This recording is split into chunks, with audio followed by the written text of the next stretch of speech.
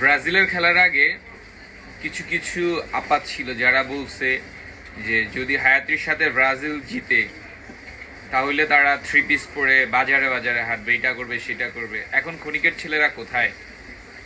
আবার কিছু কিছু আছে আমার ইনবক্সে এসে আমাকে খুচা দেয়, গুতা দেয়, দিয়ে বলে যে 83 নাম্বার দলের সাথে খেলছেন, 3টা দিছেন, 4টা দিছেন। সামহাও 4টা দেয় না, 3টা 4টা দিলে কি এমন হবে? ওরা তো আউটসাইড টিম।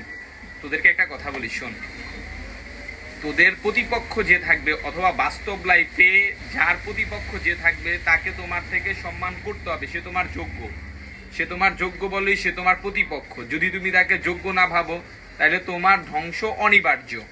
তবে একটা কথা মাথায় রেখো, আমরা আমাদের টপ প্লেয়ারকে উপরে রেখে আমরা খেলতেছি, এটা আমাদের যোগ্যতা। তোমাদের মতো মনে করো যে আপা আপা আপা ভালো আছেন, আপা ঘুমাছে, আপা